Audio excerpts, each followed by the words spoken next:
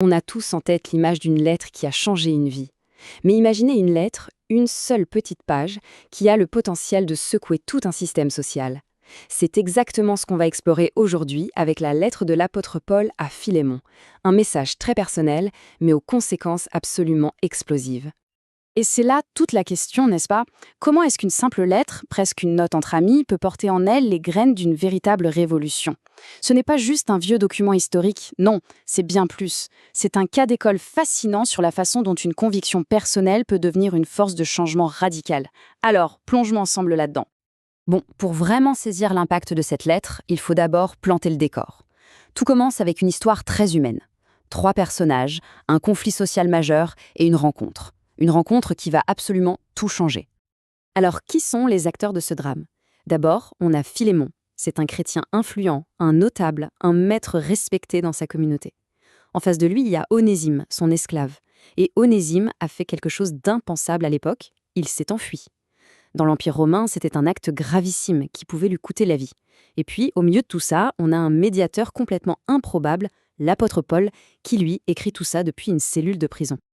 Et c'est là, en prison, que le destin bascule.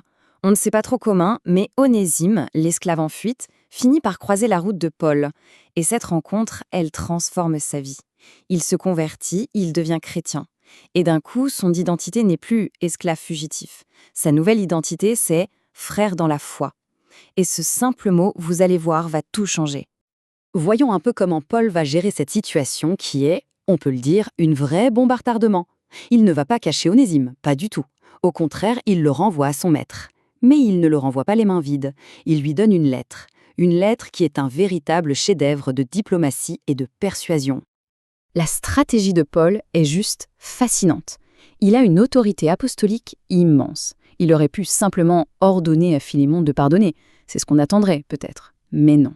Il choisit une voie radicalement différente. Il met son autorité de côté et il s'adresse à Philémon comme à un ami, comme à un égal. Il fait appel à sa conscience, à son amour. C'est de la persuasion pure, pas de la contrainte. Et ce n'est pas tout, il va encore plus loin. Paul ne se contente pas de demander le pardon. Il s'engage personnellement et financièrement. Il écrit noir sur blanc. Si Onésime te doit quoi que ce soit, s'il t'a volé quelque chose, mets-le sur mon compte. C'est moi qui paierai. C'est une offre absolument stupéfiante qui montre à quel point cette réconciliation est vitale pour lui. Et tout ça, ça nous amène au cœur du réacteur, à la demande centrale de Paul. Une demande qui, pour l'époque, était tout simplement révolutionnaire. C'est vraiment le pivot de toute la lettre.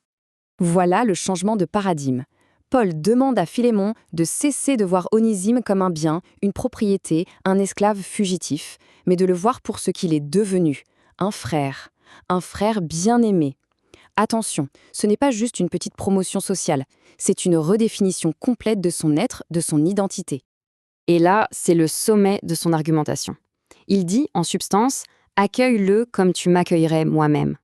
Arrêtons-nous une seconde là-dessus.